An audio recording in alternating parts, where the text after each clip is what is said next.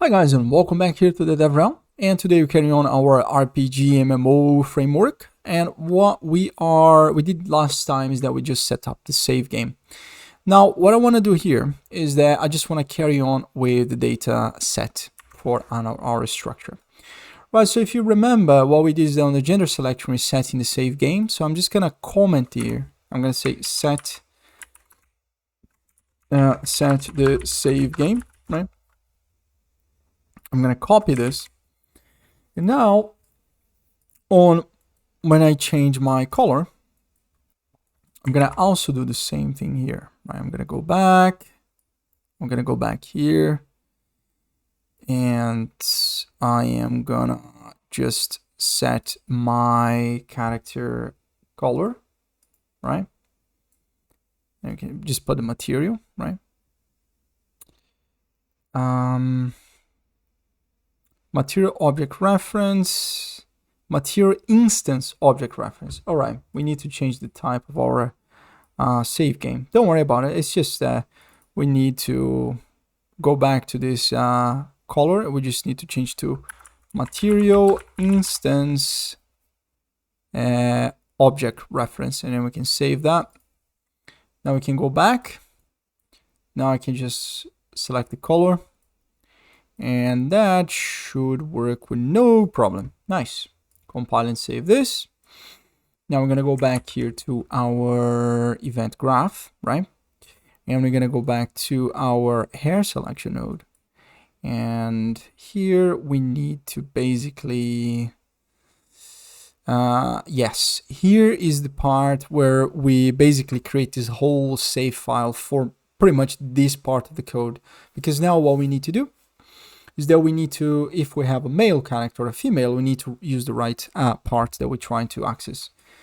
So now first of all, before we can save which one is the right, let's say, hair part, right? We need to identify which one to use, right? We need to know, okay, is that we're using a male or a female part? How do I know? How can I know which one we're using? Including for this as well, when we're changing. It's more important for that than for the parts.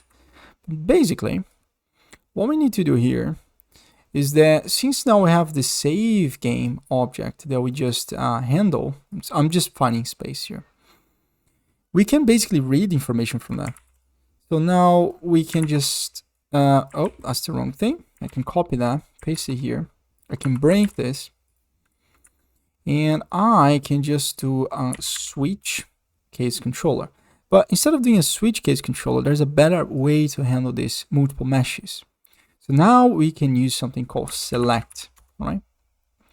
And the select, basically, we can select a male or a female mesh based on the gender, right? So look how cool is this. If we have a male, we select a male. If we have a female, we select a female. And that's pretty much what we have to do here. Right, and before we saving this, let's test it if it works. So now if I press the male and change the hair, I have a female hair. But now if I go back to male, sorry, and change that to a different hair, again, nothing. Let's just double check why that's not working properly. So let me just double check first here and there. Oh, I see. I think it's because there must be something not proper set up here with my character. So let's just review here if we can find any bugs. So I think there's a bug here.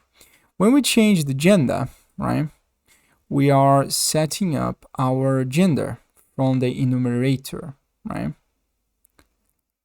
I see the problem. We're trying to get an index that is, we need to validate this index as well. Make sure you're using that index. We can use that one here. That's the gender option that we're trying to use. Now, I just want to basically check. So we have male and we have female, but the hair is not being affected. Now it does change that, which is good. And now I just want to print my appearance. I want to check if the gender is actually being changed on here. So if I do female and male, right, they are correct. So that's fine. So if I compile this, let's go back to our event graph. Let's go back to our gender selection. No, sorry, not the gender selection, the hair selection. Now we need to understand what is going on with that. Maybe let's try to print here to see if the gender are correct when we try to save this. So if I go to hair 1, male, right? If I switch that, we have female. But if I go back to male, I got the male hair again. Now, okay. So we're definitely getting the right part of the male, right? Maybe hair selected option. Maybe there must be something with the index. Let me just double check here if we are doing anything wrong when we created our blueprints. On the game modes, character creation variables, the hair. So we have hair 1, hair 2. So they are working right. So let's just double check here what was going on. Hi guys, I was just looking for a reason why this is happening, and it's because on our player, let me explain what happened. When we go to our character, let me just go back to the character creator, the favorite folder we created. I was just messing around here, and the problem is that our head must be the one with the bold, right? The player needs to be bold. The problem that we have here is that, let me just put this on my other screen. On the character default parts, we are passing a head that has hair. So that's causing problems with our player. We should pass one that doesn't have anything, right? So it's not that it's not working, it's just that our game, it had like a different style. Now, one thing I would like to add here as well was testing, and I think it's gonna be really nice, is just add the option to make our character bold, for example. So to do that, realistically, all you're gonna do, and this is where, you know, this part of programming is quite easy now, the way we set up, is that we don't have to do any more manual stuff. We're just gonna duplicate this, and we're gonna call this bold, right? And we're gonna just call bold. And both for male and the female version, we just clear the model because we don't need to set it because it's just empty. So we have hair 1, we have hair 2, which is the same as hair 1. I need to change the model anyway. And then we have bold. Now if I switch to female, the same, you see, bold, hair 2, and all sorts. And I think that we could add more colors. You can add whatever more do you need it here. But now we started to have that same data here. I think the next thing I would like to add is some kind of a controls to control the character to the right and left. But let me know if I don't know if I'm probably gonna do that or not. But it's just because we maybe don't need to do that. Right. Now the next thing I want to do here on our character is just to first go back to my hair, and I just want to set that back to whatever I had before. And I'm just going to remove this prefix to leave it as normal because I was testing that. All right, so now we need to also capture the player name. And also on the player appearance, I forgot to add maybe the player name. So I'm going to add here player, or just call name, right? And this is going to be a string. I'm going to call as name just because it's a text and basically holds more data than a string. Now on here, we have another event that we can bind, which is this box here. So what I want to do here is that I forgot to add on our components a very important part of our event. That's when the user, you press key up and then it reflects that change of text to our box, right? So to do that, what we're gonna need basically to do here, I'm gonna right click, I'm gonna edit the blueprint, And on here, I am just gonna go back to my input field, and I have here events, and I have here on text changed, on text commit. So basically the difference here is that on text changed is when we change the text, and the text committed is when we press enter on the keyboard, right?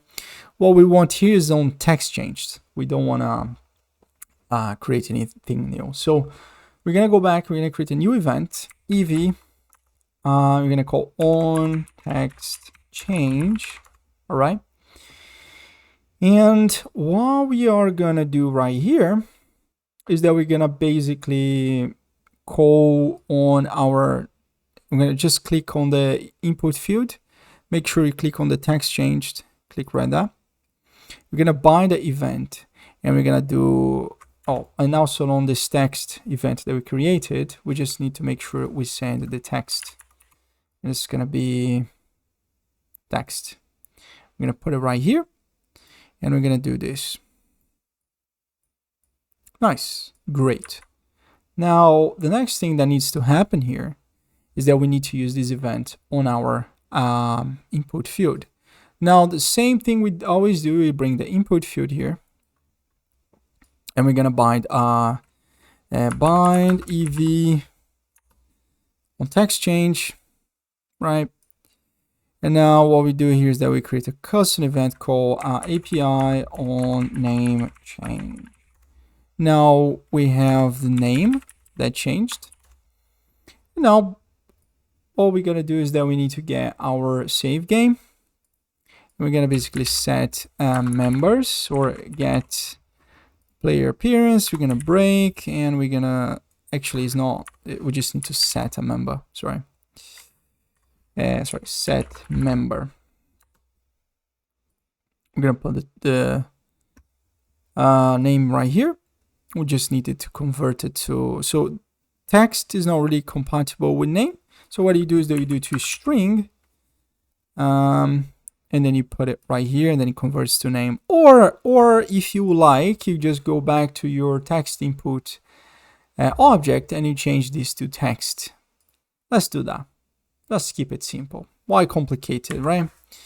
Let's just go back here and change that to text, and then we can save it straight away. Now here, normally, if you create an MMO for real, and you wanna make sure your character per valid names, you can add validations in here. I'm not gonna get into the validation on the front end. I'm gonna leave that to the back end to validate that for me. Things like, if you put names or check for unique names, all sorts. So we probably can do that on the back end, but we're gonna be introducing that slowly. So now I should have my player name being replicated here. So I can type Mario, I can type that, and I have different hairs. So now what I can do is that I can press save, and then now it will save my character.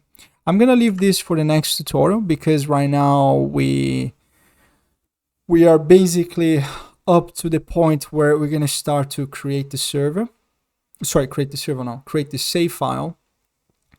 And then I need to create also a UI where you can click on that player and then play in the game. So we're gonna need to create a way to load that into a page.